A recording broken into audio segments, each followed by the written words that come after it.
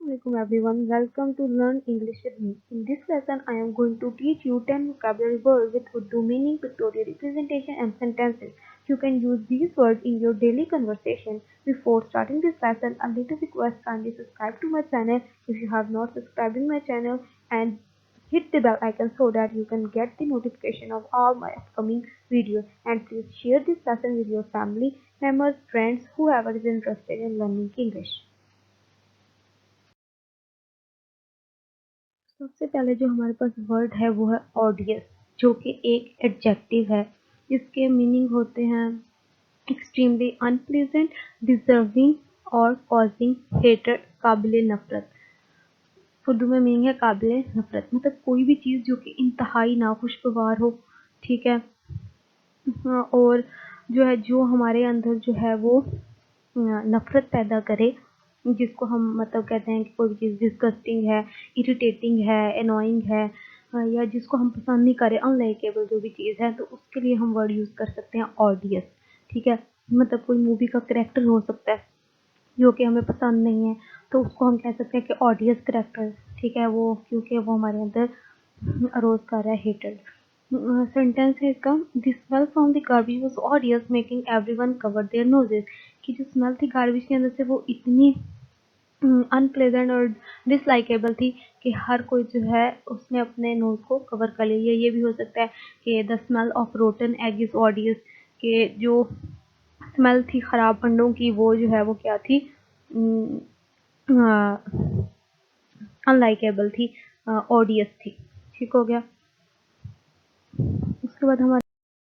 अब next word है prudent, जो कि एक एडजेक्टिव है जिसके मीनिंग होते हैं एक्टिंग विद और showing care and thought for the future. Urdu meaning है मोहतात, मतलब वो बंदा जो कोई भी एक्शन लेने से पहले जो है वो आगे की सोच रखता हो। सिनोनिम्स में हम थिंकिंग का हेड कह सकते हैं कि जो आगे की सोच रखता हो, कुछ एक्शन करने से पहले जो है वो ये सोचता हो कि अगर ये एक्शन मैं करूँगा तो इसके क्या कॉन्सिक्वेंसेस हो सकते हैं मुझे फ्यूचर में, या वो रिस्क और बेनिफिट को देखते हुए जो है कोई भी एक्शन को प्ले करे, तो उसके लिए हम वर्ड यूज़ करते हैं प्रूडेंट, मुहतात, या हम उसको वाइज मैन कह सकते हैं, सेंसिबल मैन कह सकते हैं, कि जो आगे की सोच रखता हो, फ्यूचर के बारे में सोचता हो कुछ भी करने से पहले, तो उसके लिए हम वर्ड यूज़ करते हैं प्रूडेंट। इसका सेंटेंस हो सकता है my grand father was very prudent man and save a lot of money, कि मेरे जो दादा हैं वो क्या है, एक वाइज सेंसिबल मैन है, वो आगे की सोच रखते हैं, इसलिए जो है वो बहुत सारे पैसों को जोड़ के रखते हैं, ठीक है। क्योंकि जो आगे की सोच वाला बंदा है वो ये ज़रूर सोचेगा कि अगर मैंने अभी सारे पैसे खर्च कर दिए तो मैं मुझे अगर फ्यूचर में ज़रूरत पड़ेगी तो वो कहाँ से लाएगा। तो इसलिए जो है मुहतात या सेंसिबल या वाइज बंदा जो है वो क्या करता है, वो पैसों को बुरे वक्त के लिए या इमरजेंसी के लिए जो है वो उनको जमा करके रखता है। या हम ये कह सकते हैं it is a prudent to save money for emergencies rather than spend it all, कि ये एक सेंसिबल काम है कि मनी को जो है वो जमा रखो किसी भी इमरजेंसी के लिए, बजाय इसके कि तुम लोग सारी जो है ना अपने अच्छे वक्त में उड़ा दो, बल्कि बुरे वक्त के लिए जो है उनको जमा करके भी रखना चाहिए। तो ये एक प्रूडेंट सोच है, कि मतलब वो जो है जो ये सोच रखता है वो अपने फ्यूचर के बारे में मतलब सोच रहा है ना, कि फ्यूचर में कोई इमरजेंसी होगी तो वो पैसे बजाय मांगने से वो क्या है, वो अपनी ही पैसों को जो है वो एहतियात से इस्तेमाल कर ले। सो हमारे पास ये था वर्ड प्रूडेंट। नेक्स्ट वर्ड है सुपरसीड। ये एक है वर्ब है जिसके मीनिंग होते हैं take the place of a person or a thing previously in authority, or use जगह लेना, मतलब कोई भी शख्स है जो पहले अथॉरिटी में था उसकी कोई जगह ले ले, या कोई भी चीज़ जो पहले यूज में थी उसकी जगह किसी और चीज़ ने ले ली, तो उसके लिए हम वर्ड यूज करते हैं सुपर सीड। हम कह सकते हैं मतलब टेक द प्लेस ऑफ, मतलब रिप्लेस कर देना किसी चीज़ को, किसी चीज़ को मतलब कोई नई न्यू या कोई बेटर वर्जन जो है किसी चीज़ का आ गया है, तो वो क्या करेगा, वो जगह ले लेगा प्रीवियस वन की, ठीक है। हम कह सकते हैं कि कोई भी चीज़, मतलब किसी भी चीज़, अगर हम मोबाइल फ़ोन की बात करें, ठीक है, जो एक हमारे पास पहले मोबाइल फ़ोन था, अगर उसका अपग्रेड या न्यूअर वर्जन न्यूअर मॉडल आ गया, तो वो क्या करेगा, न्यूअर मॉडल जो है वो जगह ले लेगा किसकी, प्रीवियस वन वाली चीज़ की। तो जो हमारे पास नई चीज़ आई है ना, मतलब जो नया मॉडल है जिसके अंदर एडवांस फीचर है, तो वो क्या होगा, वो हमारी प्रेफर्ड चॉइस बन जाएगी। तो उसने जो है पीछे वाले की क्या ली, जगह ली, तो उसके लिए हम वर्ड यूज़ करते हैं सुपर सीड, मतलब जगह ले लेना। हो सकता है कि कोई शख्स जो है वो पहले अथॉरिटी में हो, उसकी कोई जगह ले ले, मतलब कोई पहले प्राइम मिनिस्टर था तो लेकिन अब जो है कोई न्यू प्राइम मिनिस्टर बन जाता है, तो वो क्योंकि वो एक बेटर है, तो इसलिए जो है वो न्यू वन जो है वो प्रीवियस वन की क्या लेगा, जगह ले लेगा। इसीलिए ऐसी कोई चीज़ हो सकती है, मतलब कोई कार का मॉडल हो सकता है कि अगर वो नया आ गया तो वो पिछले वाले की क्या किया, उसने पिछले वाले को सुपरसीड कर दिया, कि मतलब उसने उसकी जगह ले ली है। इसके हम सेंटेंस यूज करेंगे, motorways have largely superseded ordinary roads for long distance travel, के जो मोटरवे थी उन्होंने क्या की, जगह ले ली है किसकी, ऑर्डिनरी रोड की, ठीक है, जो लोकल रोड है उनकी जगह किसने ले लिया, मोटरवेज ने, क्योंकि वो एक बेटर और न्यूअर जो है वो चीज़ है, और वो जो है ना हम उसको प्रेफर कर रहे हैं उसकी एडवांस फीचर्स की वजह से, कि उससे जो है मोटरवे से बंदा आसानी से चला जाता है, और उनमें वन वे होती है, तो इसलिए जो है एक्सीडेंट का भी कम खतरा होता है। तो मोटरवे ने जो है किसकी सुपरसीड कर लिया, लोकल रोड्स को, ऑर्डिनरी रोड्स को, ठीक है, लॉन्ग डिस्टेंस के लिए। और ये भी हो सकता है, in time the feature of smartphone में supersede those of the personal computer, कहता है कि हो सकता है कि आगे आने वाले वक्तों में कि जो स्मार्टफोन्स हैं वो यहाँ जगह ले लें किसकी, पर्सनल कंप्यूटर की। ठीक है, तो मतलब जैसे हम ये भी कह सकते हैं कि जो लैपटॉप्स हैं उन्होंने क्या किया, सुपरसीड कर दिया है कंप्यूटर्स को, ठीक है, और अब हो सकता है कि स्मार्टफोन जो है वो सुपरसीड करें इन लैपटॉप कंप्यूटर्स को, मतलब हर काम जो है हमारा फिर मोबाइल पे ही हो जाया करेगा, ठीक है। तो हम उसके लिए वर्ड यूज़ करते हैं सुपरसीड। नेक्स्ट वर्ड है हमारे पास इंडिग्नेंट, जो कि एक क्या है, एडजेक्टिव है, इंडिग्नेंट। इसके मीनिंग होते हैं अ फीलिंग और showing anger because of unjust और अनवर्दी, मतलब नाराज होना। एक बंदा जिसको लगे कि उसके साथ जो है ना क्या हुई है, नाइंसाफी हुई है, ठीक है, तो तब जो है वो जो एंगर शो करता है ना, तो उसको हम कहते हैं इंडिग्नेंट। कि कभी हो सकता है कि किसी ने किसी काम के लिए बहुत मेहनत की हो, ठीक है, लेकिन उसको जो है ओवरलुक कर दिया गया हो, तो उसकी वजह से जब उसके साथ अनफेयर एक काम हुआ है, उसको अनफेयरली ट्रीट किया गया, तो उस पे जो है एंगर दिखाएगा ना, उसको हम कहते हैं इंडिग्नेंट। मतलब किसी अनजस्ट या अनफेयरली जब किसी चीज़ को ट्रीट किया जाए, तो जो उसके ऊपर हमें गुस्सा आता है ना, उसको हम कहते हैं इंडिग्नेंट। तो इसका सेंटेंस हो सकता है कि he became very indignant when it was suggested he had made a mistake, मतलब कि अगर कभी किसी ने मिस्टेक ना की हो लेकिन इल्ज़ाम जो है वो उसके ऊपर लग जाए और उसको कहा जाए कि तुम्हारी सारी गलती थी, जबकि उसकी गलती नहीं थी, तो जब वो गुस्सा आता है ना, तो वो क्या हुआ, जो जो उस टाइम गुस्सा मतलब इंसान को आता है कि भाई क्यों, मैंने तो की नहीं, फिर मुझे क्यों इस चीज़ के लिए ब्लेम किया जा रहा, तो उसके लिए हम वर्ड जो है वो इंडिग्नेंट जो है वो इस्तेमाल करें, कि उसको जो है ना बड़ा गुस्सा है जब उसको ये कहा गया कि तुम्हारी गलती थी। ये भी हो सकता है कि she was indignant when she found out that her hard work had been overlooked, कि उसको जो है ना वो बहुत गुस्सा है जब उसे पता लगा कि उसके हार्ड वर्क को जो है ना वो निगलेक्ट कर दिया गया, उसको ओवरलुक कर दिया गया। मतलब इसका होल का यही इंडिग्नेंट का होगा कि एंगर शो करना, नाराज़गी शो करना किसी भी नाइंसाफ़ी के ऊपर, ठीक है। तो जो हमारा नेक्स्ट वर्ड है वो है पायस, जो कि एक एडजेक्टिव है जिसके मीनिंग होते हैं द वर्ड रिलीजियस, मुत्तकी, मतलब कोई भी जिसको हम परहेजगार कह सकते हैं, दीनदार कह सकते हैं, कोई भी जो है ना स्ट्रांगली जो है वो जुड़ा हुआ वो अपने रिलीजियस बिलीफ या प्रैक्टिसेस के साथ जो है, और वो अपनी ज़िंदगी जो है वो दीनी तालीमात के मुताबिक गुजारता हो, ठीक है, जिसके हम सेंटली भी कहते हैं, सूफ़ी लोग या गॉडली अल्लाह लोग, के वो लोग जो अपनी ज़िंदगी जो है ना वो अपने रिलीजियस बिलीफ या प्रैक्टिसेस के अकॉर्डिंग जो है वो गुजारते हैं, जिनको हम परहेजगार भी कहते हैं। तो उसके लिए जो हम वर्ड जो है वो यूज़ करते हैं पॉयस। इसका सेंटेंस हो जाए, she is a pious follower of faith never missing her prayer, कि वो जो है ना वो जो है वो एक परहेजगार फॉलोअर है किसकी, अपने दीन की, जिसकी वजह से वो जो है वो नमाज़ें जो है वो नहीं छोड़ती है। या हम ये भी कह सकते हैं कि जो पॉयस इंडिविजुअल होता है वो प्रायोरिटी देता है किसको, अपनी फेथ को, और जो है वो अपनी लाइफ जो है ना वो strive to live in accordance with their religious teaching, के वो अपनी ज़िंदगी जो है ना दीनी तालीमात के मुताबिक गुजारने को प्रायोरिटी देता है। ठीक है, तो इसके लिए जो है वर्ड हम क्या यूज़ करते हैं, पॉयस, दीनदार या परहेजगार के लिए। ओके, नेक्स्ट वर्ड है हमारे पास फैब्रिकेट, जो कि एक वर्ब है जिसके मीनिंग होते हैं invent something in order to deceive, मन गढ़। मतलब कोई भी चीज़ जो है वो खुद ही से क्रिएट कर लेना, कंस्ट्रक्ट कर लेना दूसरों को, in order to deceive someone, कि दूसरों को गुमराह करने के लिए जो है हम फॉल्स इंफॉर्मेशन जो है बना लेते हैं। तो खुद ही से जो है लोगों को गुमराह करने के लिए हम खुद ही से जो कहानियाँ बना लेते हैं, उन उसके लिए हम वर्ड यूज़ करते हैं फैब्रिकेट।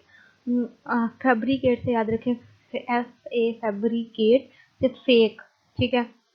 के लोगों को गुमराह करने के लिए जो हम खुद ही से कंस्ट्रक्ट कर लेते हैं सम फॉल्स इंफॉर्मेशन, जिसको हम जाली भी कह सकते हैं, तो उसके लिए हम वर्ड यूज़ करेंगे फैब्रिकेट। इसका सेंटेंस होगा कि her story was a complete fabrication from start to finish, के उसकी जितनी भी उसने हमें कहानी सुनाई ना, वो क्या थी, वो उसने जो है मतलब वो हमें गुमराह करने के लिए उसने फॉल्स इन्फॉर्मेशन सुनाई, जो कि उसकी कहानी मतलब शुरू से लेके आखिर तक जो है वो फेक थी, झूठी थी। ठीक है, कि उसने खुद ही से कहानी बुन ली बचने के लिए। ठीक है, अब और दूसरे सेंटेंस ये भी मतलब कह सकते हैं, it is the fabricated story about how the dog at your homework, कि ये जो है ना एक फॉल्स इंफॉर्मेशन है जो तुमने बनाई है कि तुम्हारा जो होमवर्क है वो कुत्ता खा गया था। मतलब जैसे हम कहते होते हैं कि मैम मैंने होमवर्क किया था लेकिन वो घर रह गया। तो ये भी क्या है, हम किसी भी टेरिबल सिचुएशन से बचने के लिए जो हमने खुद ही से एक कहानी बना ली है ना कि हम उस सिचुएशन से बच जाएं, तो हम कोई भी कहानी बुन देते हैं दूसरों को गुमराह करने के लिए, तो उसके लिए हम वर्ड यूज़ करते हैं फैब्रिकेट। ये भी हो सकता है कि she decided to fabricate a story to avoid getting to